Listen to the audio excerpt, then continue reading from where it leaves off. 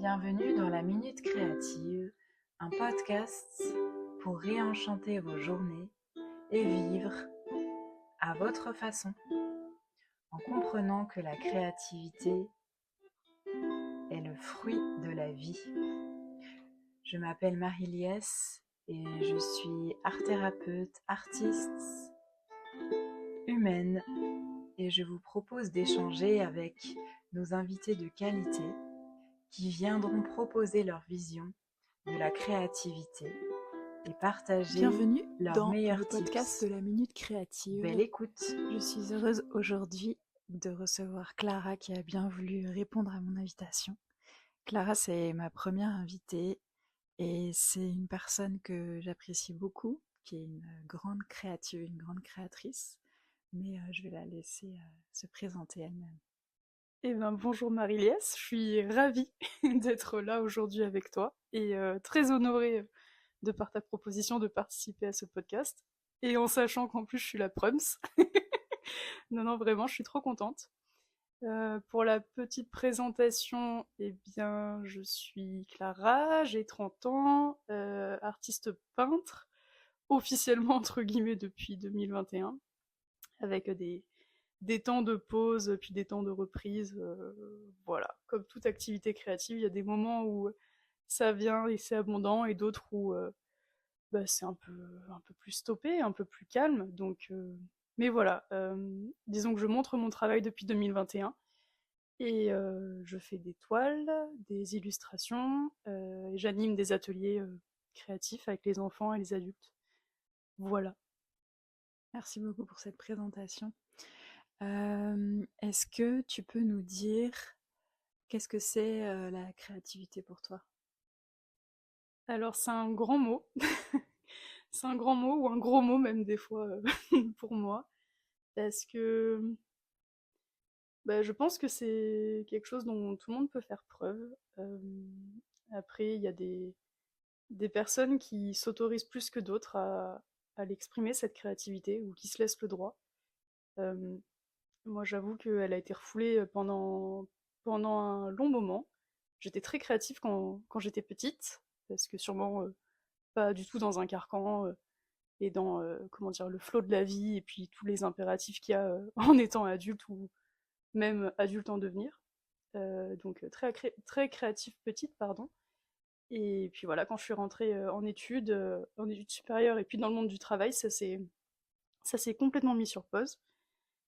Et jusqu'au jour où j'ai reconnecté avec la peinture, parce que bon, j'étais créative, mais pas forcément que par le biais de la peinture. Il y avait aussi d'autres médias. Mais voilà, là, je sais pas, c'était la peinture qui m'a appelée, et puis je m'y suis remise. Et en fait, la créativité, elle s'est exprimée d'abord en reproduisant en fait des photos de paysages. Et c'est vrai que sur le moment, quand j'ai en plus commencé à montrer mon travail, je me considérais pas comme créative, parce que c'était en fait de la reproduction d'une photo. Donc en fait, pour moi, il n'y avait pas de valeur ajoutée ou de création à proprement dit. C'était plutôt voilà, de la dextérité manuelle et de l'habilité en fait à refaire ce que j'arrive à voir sur une photographie. Donc je me considérais pas encore comme créative. Et puis il y a un moment où j'ai lâché, je me suis dit bah tiens, il y a des gens, ils font de l'abstrait, on va tester de l'abstrait. Et là, ça a été un échec total, parce que j'ai pris une toile en me disant bon, il y a bien des gens qui lancent du rouge, du bleu, qui font des taches et ça fait des tableaux magnifiques. Bon bah moi, comme je suis assez douée pour reproduire des choses, je suis sûre que j'ai du talent pour ça aussi. Donc j'ai pris une toile, en plus j'avais acheté une toile super chère, c'était du lin, donc voilà, quelque chose quand même d'assez bonne qualité.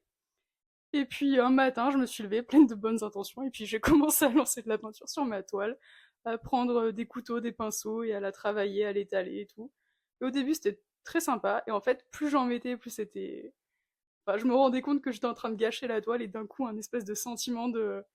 J'ai fait, pardon, entre guillemets, de la merde, et puis c'est mort, quoi. Euh, Et donc bon, j'ai tout laissé en plan, et je me suis dit, bah l'abstrait, c'est pas pour moi. donc, euh, donc j'ai laissé ça un temps, jusqu'à un jour où je me suis dit, je vais faire de l'abstrait, mais géométrique. Peut-être que ça va me permettre de cadrer et de faire quelque chose de structuré. Et en fait, je me suis complètement trouvée là-dedans. Et c'est comme ça que je me suis débridée. Alors ça peut paraître fou parce que des personnes à qui j'ai montré mes premiers tableaux me disaient mais t'as l'air complètement bridée justement parce que c'est des lignes, des carrés, Mm. des choses très, très géométriques en fait. Mais ils se rendaient pas compte que là-dedans, je commençais à toucher cette créativité, cette liberté d'expression et vraiment des choses qui sortaient de moi. Là, c'était pas de la reproduction de photos. Et, euh, et donc j'ai commencé comme ça et je me suis trouvée là-dedans. Et c'est les premiers tableaux que j'ai montrés. Donc des triangles, ouais, des compositions. Bah, je les ai appelées compositions géométriques, je crois, là, ces premiers tableaux. Et voilà. Et c'est là que bah, ça s'est débridé, justement, et que la créativité est arrivée. Et où aujourd'hui, bah, je dirais pas que. En fait, disons que je suis encore un peu traumatisée de cette expérience de toile gâchée. Et aujourd'hui, ma créativité, elle s'exprime pas comme bah, un artiste qui se lève et qui a des émotions et qui les lance sur une toile et advienne que pourra. J'avoue que ça fonctionne pas comme ça. Chez moi, il y a toujours besoin d'un peu de structure et du coup, bah, ça passe par des croquis que je travaille et je retravaille et après je les reproduis sur toile.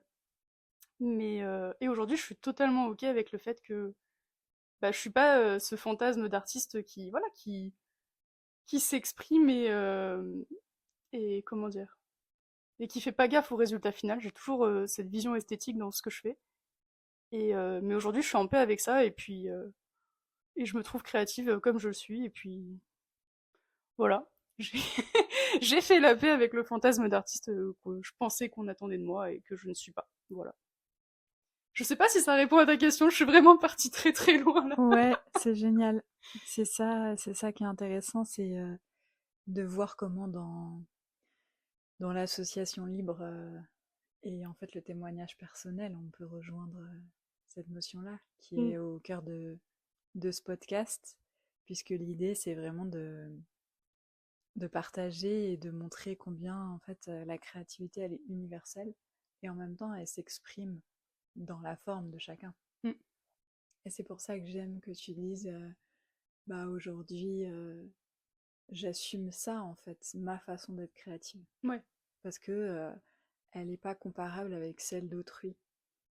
Et le motif aussi de ce podcast, c'est de ma lorgnette d'art thérapeute, de voir combien 90% des adultes que j'accompagne vont commencer par me dire de l'art thérapie, mais je sais pas dessiner en fait. Et en fait, on est tellement drivé par ça qu'on ne s'autorise plus. Mm, Et l'invitation, c'est justement, tu as utilisé le terme débrider, c'est de voir comment est-ce qu'on repousse ses limites, mais pas dans un sens de performance, mais dans un sens d'expression de soi. Et cette expression de soi, elle ne s'exprime pas nécessairement justement sans croquis. Elle mm. s'exprime en fait à sa façon.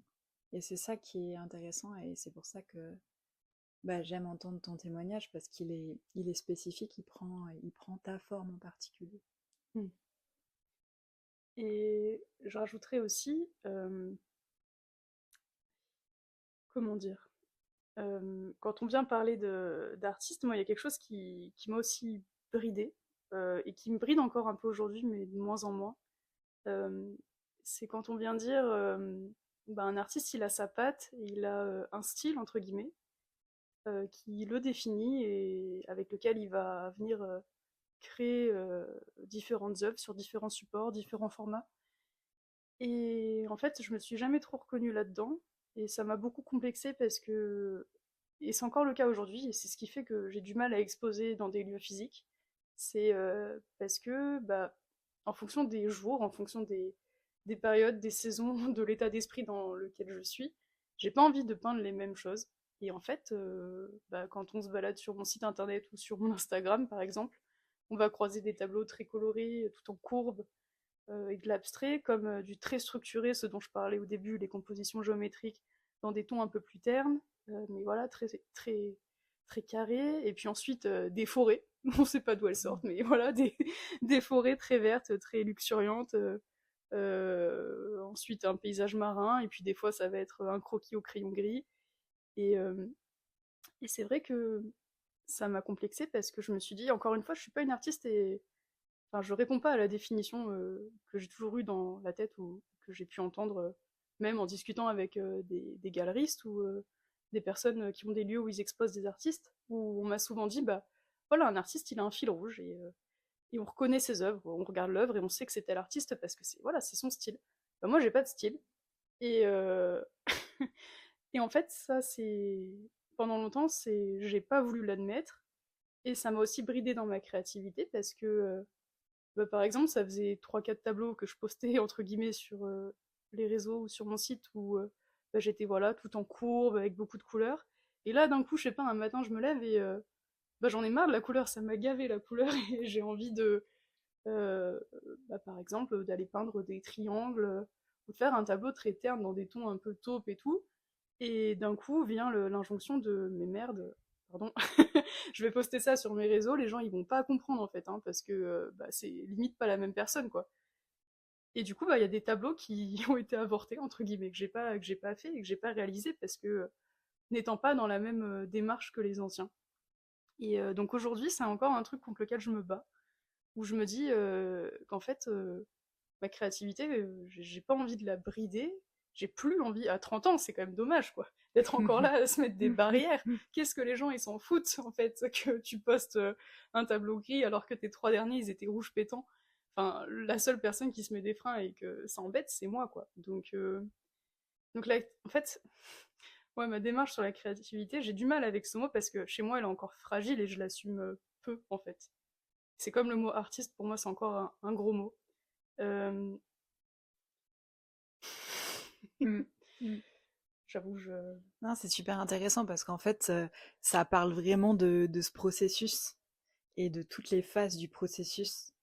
Et je trouve que ça fait le parallèle avec l'apprentissage de quelque chose, c'est-à-dire qu'on croit en fait que c'est linéaire alors qu'il y a des allers et retours. Mm. Et qu'à un moment donné, on va se retrouver face à quelqu'un, on va se présenter, oui, bonjour, Clara, artiste peintre, et d'autres moments, on va même pas en parler. Alors qu'en fait, exactement ça. bah, la réalité, elle est la même. Mm. Mais c'est juste que la vie, c'est cyclique. Et en fait, quand on parle d'un processus avec des étapes, les étapes, elles sont pas nécessairement 1, 2, 3, 4. Elles peuvent être 1, 3, Mm. 9, 6. Enfin, je veux dire, il y a vraiment ce truc qui est super intéressant, je trouve, dans la façon d'envisager la vie en Orient, qui est plutôt en spirale, plutôt en cycle. Alors que nous, on est très droit, très... Chronologique. voilà, exactement. Ça va de A à Z, alors qu'en fait, bah, il y a tellement de possibilités. Et c'est justement là aussi où réside la créativité. Et c'est ça qui est intéressant. Et c'est ça que j'ai envie de transmettre dans ce podcast, c'est de voir en fait comment est-ce que on se met des mots, des étiquettes qui peuvent à la fois nous libérer et nous enfermer en fait selon Mm. les moments. Et selon Complètement. là où on en est, justement, tu parlais des saisons, du cycle, bah, c'est exactement ça en fait. On va être à des moments très à l'aise avec, d'autres moins, mais tout ça pour moi c'est inclus dans le processus. Et c'est ça qui est intéressant. Et ça nous fait aussi nous travailler, ou en tout cas réaliser des choses sur nous. Mm. Parce que bah, on voit par exemple que on a encore des projections sur les attentes des autres, Tout à fait. alors que, comme tu l'as très bien décrit, bah, les autres, ça peut juste leur faire plaisir de voir nos productions, et, et c'est tout en fait. Mm. Et je crois que plus on s'autorise de choses, et plus les autres eh ben, se sentent aussi autorisés. Ouais, Et quand on se donne la permission à soi-même, on donne aussi la permission à l'autre.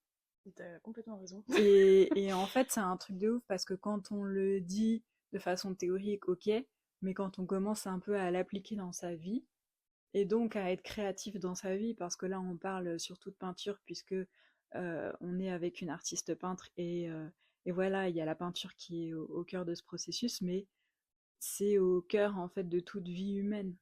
Mm. Et c'est là aussi où c'est intéressant de voir comment la créativité, ok, elle est en art-thérapie, ok, elle est en art, mais en fait, elle est transversale à la nature humaine. Et c'est ça que, voilà, que j'ai encore une fois envie en fait de partager avec vous. Je sais pas si ça fait sens. Mm. En tout cas, pour moi, ça fait super sens. Et ce que tu disais tout à l'heure, quand on s'autorise, on autorise aussi les autres. Mm. Tu parlais de, c'est de dire, comment dire, tu parles, oui, tu disais, c'est une chose de le dire et d'avoir la théorie, c'est une autre dans la pratique, et pour le coup, je l'ai pratiqué, du moins, je l'ai vu. C'est-à-dire que des personnes qui me suivaient sur les réseaux, pas forcément des amis, mais des gens, voilà, euh, que j'ai déjà croisés, mais qui sont pas, où on n'a pas une relation très personnelle, mais qui sont venus en fait m'envoyer des messages après 1 ou 2 ans de suivi Instagram, on va dire, et qui m'ont dit ça y est, j'ai pris mes premiers cours de peinture grâce à toi, parce que je me suis rendu compte qu'en fait j'aimais ça, ou une autre personne qui m'a dit j'ai commencé à montrer mes créations euh, et j'ai contacté un restaurant qui va pouvoir exposer mes tableaux à Nice et tout. Et en fait, quand les gens ils font des retours comme ça, je me dis mais c'est dingue, parce qu'en fait moi à une époque c'est pareil. Enfin, quand je me revois petite, alors certes j'adorais créer et tout, mais jamais je me serais dit que comment dire, je lancerais mon auto-entreprise, que j'exposerais dans des endroits, que je participerais à des festivals de peinture. Enfin, pour moi, c'est comme si j'avais fait un check en fait Ouais. à la petite fille, la petite Clara de 6 ans, 7 ans, quoi. Et donc oui, effectivement, quand on s'autorise, on autorise aussi les autres. Et c'est super beau, quoi. Donc ça veut dire qu'on se fait du bien à soi, et en même temps on participe au futur bien-être des autres, donc double raison de s'autoriser à sauter le pas et à exprimer sa créativité. Carrément. Est-ce que tu crois qu'on peut justement, au-delà de se mettre le label d'artiste, est-ce que on peut être justement créatif dans sa vie au quotidien? Est-ce qu'il y a des choses, toi ou même en général, qui te font écho avec la créativité au-delà de la peinture? Tout à fait, tout à fait. Au-delà de la peinture, je suis créative dans ma cuisine. Oui, je confirme. Donc ça c'est toujours un truc que j'ai eu, vouloir inventer des recettes, remplacer des ingrédients. Marie, si tu peux effectivement témoigner.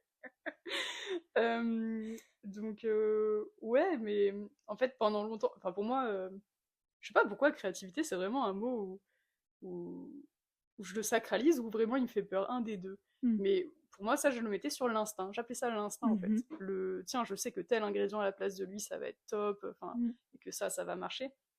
Donc voilà, la créativité s'exprime dans la cuisine, et sans pour autant être un artiste. Ce que je disais à Marie-Yes aussi plus tôt, c'est que là j'ai eu une envie, un élan depuis 3 4 jours à peindre tous les pots de fleurs de chez moi, parce que je les trouvais hyper ternes, tout blanc, tout noir. Donc j'ai passé des sous-couches et je suis en train de les repeindre. Je fais pas de la peinture, hein, je suis pas en train de peindre des motifs dessus, juste changer les couleurs. Et, euh, et c'est hyper sympa et gratifiant, quoi, de peindre son pot en orange, et puis d'aller le mettre dans sa pièce et se dire bah tiens, il irait bien à côté de tel meuble et tout. Ça fait partie de la créativité, et pour ça on n'a pas besoin d'être artiste peintre. C'est encore une fois s'autoriser à bah tiens, je passe le pas, je prends un pinceau, ou je prends tel ingrédient, telle recette, et puis hop, je vais essayer d'y mettre une partie de moi, de tester. Et puis de toute façon, la créativité ça passe aussi par ça, c'est des tests, c'est des essais, et en fonction des résultats de ces tests et de ces essais, on ajuste, on refait, on se fait confiance. Mais c'est vrai que ça demande quand même un certain lâcher-prise. Euh, Notamment, peut-être que ma recette elle va être ratée, ou peut-être que mon pot il va être dégueulasse, au final il était mieux, tout noir. Mais c'est pas grave en fait, y a pas... c'est clairement pas un drame en fait, hein. Mm. Donc si vraiment on veut, comment dire, exprimer sa créativité, on peut commencer par le faire sur des petites choses comme ça. Mm. Peindre un pot, ma foi, aller choisir une nouvelle couleur de coussin pour mettre sur son canapé, c'est aussi un acte de créativité. Mm. C'est quelque chose qui n'existe pas, qu'on matérialise, voilà, avec les choix et son goût propre. Ouais. Et ce qui est intéressant aussi dans ce que tu dis, c'est euh, à quoi on attache la créativité, comme si il fallait qu'il y ait un résultat qui soit d'une telle ou d'une telle façon. Mm. Exemple, un résultat esthétique. Donc par exemple, le pot qui soit d'une jolie couleur. Mm. Et il y a aussi le processus qui fait partie de la créativité et donc le kiff qu'on a à, par exemple, peindre ce pot. Tout à fait. Tu vois? Mm. C'est vrai que j'en ai pas parlé dans mes démarches et tout, mais quand je peins ou quand quelqu'un va peindre ce pot, il y a le résultat esthétique, mais effectivement, il y a tout l'état d'esprit, enfin, et le bien-être que ça procure d'être dans cet état de création et juste d'être dans une activité manuelle. Moi, je sais que c'est quelque chose qui fait que j'arrête de penser et que je suis totalement dans le moment présent. C'est le fait de me servir de mes mains et d'être en train de créer quelque chose, de matérialiser quelque chose. Et c'est un sentiment que j'adore et qui fait que je réinvente ma vie au quotidien sur les métiers ou le métier que je veux faire parce que euh, la peinture, mon activité d'artiste peintre, ça a été à plein temps, mais ça a été aussi à mi-temps à certains moments et j'ai une formation un peu plus scientifique à la base. Et souvent, en fait, bah, je suis partagée entre ces deux mondes parce que bah, le scientifique et l'intellectuel, entre guillemets, bah voilà, c'est la sécurité de l'emploi, il paye bien. Et puis il y a la création manuelle qui vraiment me porte et qui fait que mes journées elles passent à une vitesse dingue parce que je me perds en fait dans ce que je suis en train de faire tellement c'est bon. Et mais qui voilà à côté a ses inconvénients aussi. Mais effectivement le processus créatif il emmène à un résultat qui peut être très esthétique. Mais en plus de ça, il y a ce second bénéfice qui est que ça apporte un bien-être de fou, quoi. De se lâcher et de créer, quoi. Mm. Mm. Est-ce qu'il y a, dans ton parcours jusqu'à présent, est-ce qu'il y a des personnes ou une personne, je sais pas, qui t'ont inspiré au niveau créatif? Il y en a... Il y en a... En fait, je rigole parce que c'est une question qu'on m'a déjà posée dans un coup où j'ai fait une interview où j'ai tellement galéré à répondre.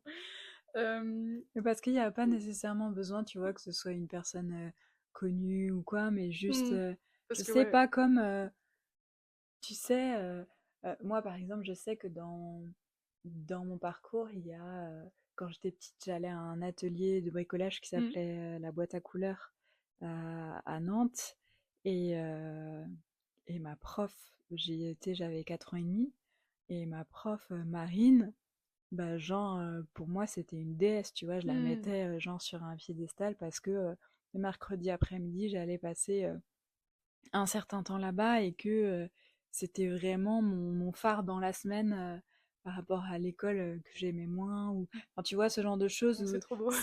tu vois, c'est des moments clés dans nos Oui, vies où ça peut avoir insufflé un élan ouais, créatif, tout à mais fait. ça peut être tout et n'importe quoi, entre Hmm. guillemets, hein. C'est juste pour dire, ouais, c'est ça, qu'est-ce qui a pu faire écho à ce niveau-là dans ta vie jusqu'à présent?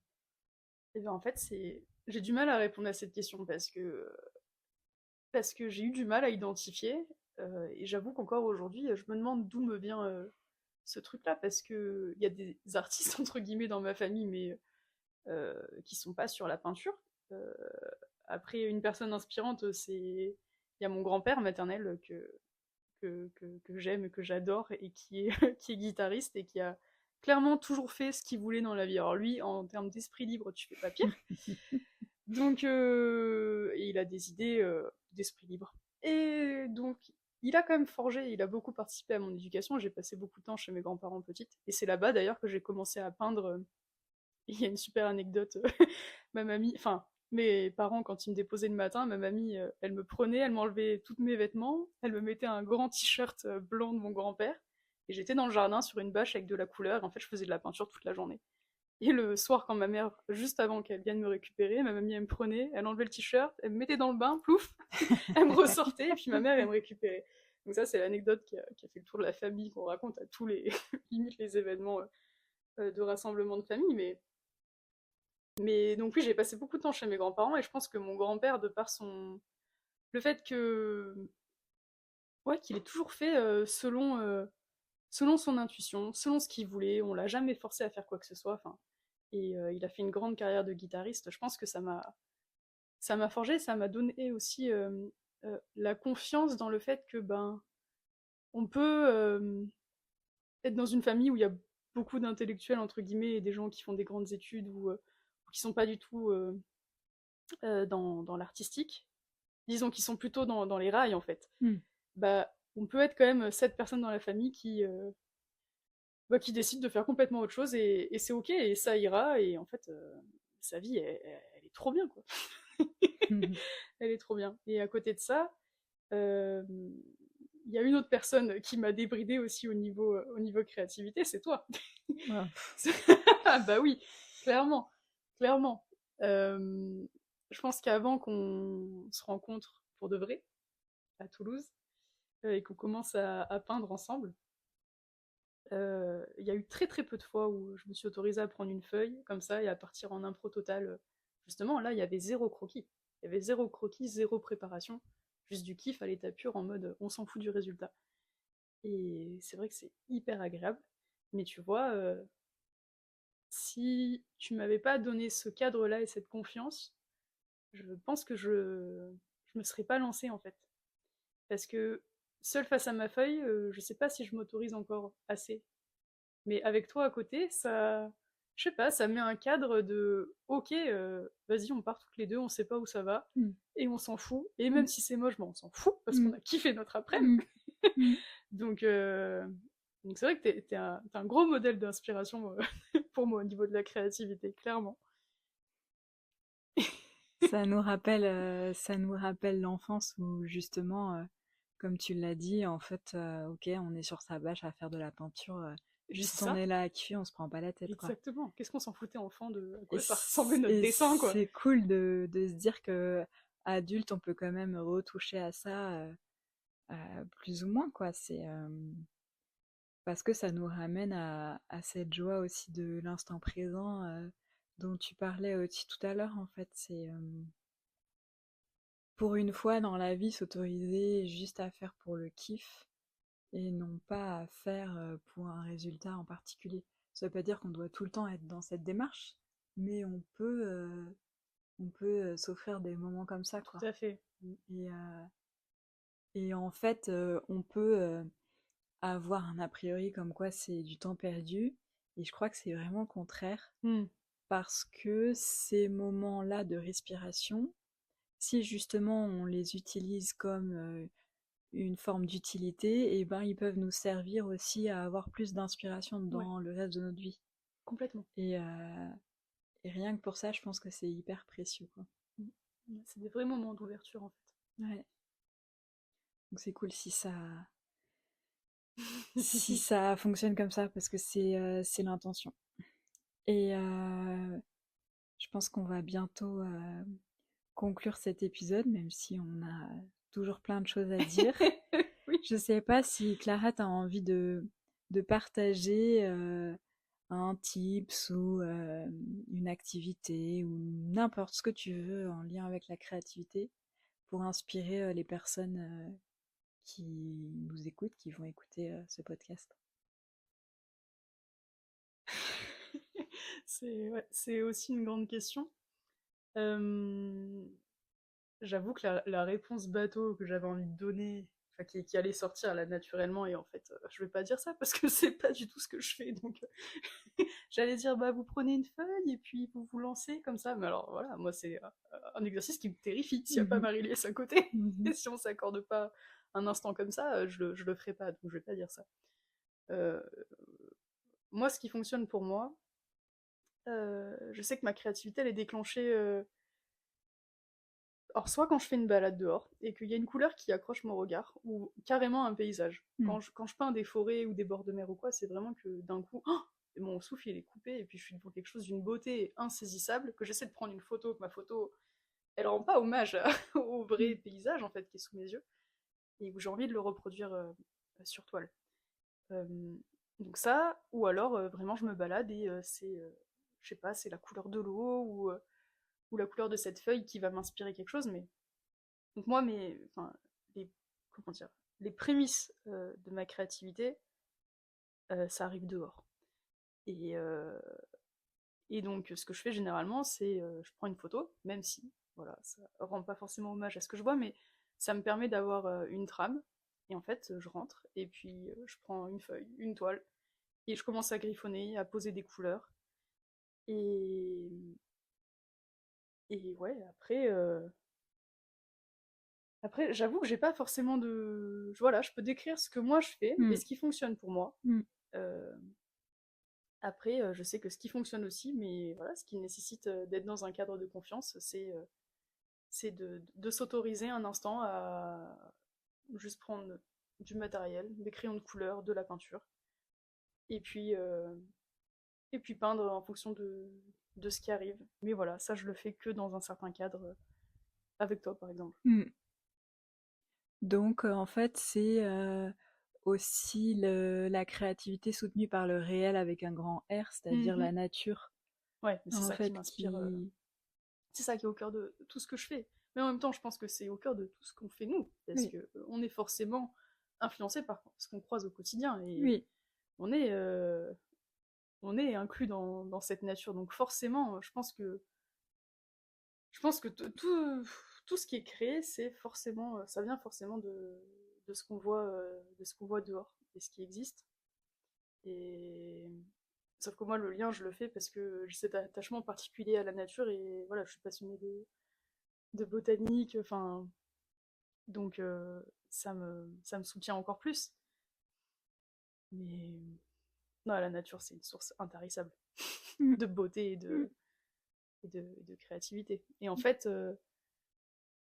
c'est c'est peut-être fou ce que je vais dire, hein, mais du coup, quand je me balade et que je vois quelque chose d'aussi beau, en fait, l'idée qui est derrière, à rentrer chez moi et à le peindre, c'est me dire, je vais en ramener un bout à la mm, maison et mm, je vais le mettre dans ma maison et comme mm, ça, tous les matins, quand je me lève, je le vois. mm. Donc en fait, c'est vraiment ça. Et c'est aussi comme ça que je présente mes tableaux de forêt. Je dis toujours que c'est une fenêtre en fait sur la nature à mettre chez soi, parce que c'est comme ça que je le vois. Oui, je pense que c'est exactement ça. Je sais pas si j'ai déjà vu des paysages de forêt aussi, je sais pas, j'allais dire habités, mais presque mystiques en fait. C'est incroyable l'habileté, je sais pas comment dire, parce que t'as à la fois la technique et à la fois euh, ouais, l'esprit en fait qui habite la technique. Et du coup, ça donne un résultat bah, bluffant. Et donc, de toute façon, je mettrai ton site internet, tes références dans la description. Mais, euh, mais ouais, rien que pour le plaisir des yeux, et puis pourquoi pas plus, franchement, ça vaut le détour. Oh, merci, ça me touche beaucoup. Est-ce que tu veux ajouter autre chose, Clara? Autorisez-vous, hein. Et puis, j'avais croisé un artiste lors d'une exposition, il m'avait dit, moi, quand l'inspiration arrive, je lui réponds, même si c'est à 2 heures ou 3 heures du matin. En fait, lui, Ouais. son credo, c'était, il est levé dans la nuit en sortant d'un rêve avec une idée, bah, il attend pas le lendemain matin à se réveiller. Il se lève, il va dans son atelier, il peint. Moi, pour des raisons techniques, je ne le fais pas parce que mon atelier est mon salon et ça demande un peu d'organisation à 2 heures du matin. Mais je pense il avait totalement raison. Et donc, je couplerai ce qu'il vient de dire avec le fait de ne vous mettez pas de frein. Facile à dire, hein, parce que je m'en suis mis des tonnes. Mais voilà, avec un peu d'expérience de meuf vieille de 30 ans qui pratique depuis 10 ans. Ouais, je crois que le meilleur conseil que je pourrais donner à moi qui débute en peinture, enfin qui commence à montrer ce qu'elle fait et qui prend confiance en son travail, c'est ne te fie pas à ce que les gens attendent de toi ou à ce que tu penses que les gens Oui, attendent de toi. oui, La nuance, elle est énorme en fait. Parce que, carrément. encore une fois, le frein, il n'y a que toi qui te le mets. En fait, il n'y a jamais personne, une fois que j'ai posté un tableau comment dire, qui différait des anciens, qui m'a dit mais Clara, mais qu'est-ce qui se passe, Mm. tu es en train de faire une crise, mais qu'est-ce que tu nous fais, tu es schizophrène, personne ne m'a jamais dit ça. Et moi ça me viendrait pas, pardon, à l'idée de le mettre, enfin, de commenter sous des posts d'autres artistes. Donc mais pour autant ça m'a freiné. Donc si vous avez envie de peindre quelque chose, que ce soit un pot, votre carrelage, un bout de mur, ou tant que ça embête pas votre propriétaire, si vous êtes locataire. Mais allez-y, quoi, parce que, comme je disais, j'ai eu plein de tableaux qui ont été avortés et que je regrette aujourd'hui, qui sortiront peut-être un jour, mais là aujourd'hui, je sais que quand je veux faire un truc, je le fais. Mm. Et puis, je me mets encore des freins sur le post, enfin, les poster sur Instagram. Bah, c'est pas grave, tout n'est pas fait pour être posté sur Instagram. Vous Mm. pouvez très bien faire une création et puis la garder pour vous. Donc aujourd'hui, c'est ce que je fais. Il y a des tableaux qui naissent et qui restent chez moi. Et je suis très contente comme ça. Et il vaut mieux un tableau qui naît et qui reste chez moi qu'un tableau carrément avorté. Ouais. Voilà. Merci beaucoup, Clara, pour ce temps. Bah, merci à toi. C'était un temps d'introspection. Je pensais pas que ça irait aussi profond. N'est-ce pas? Et Podcast sur canapé. c'est ça, avec le chat qui dort au milieu. Non, mais c'était hyper agréable en tout cas. Très bel exercice aussi. Sorti de la zone de confort. Mais merci en tout cas de m'avoir donné cette opportunité. Merci de t'être prêtée à la créativité du jeu. Je t'en prie. À bientôt, Clara. À bientôt, Marie-Liesse.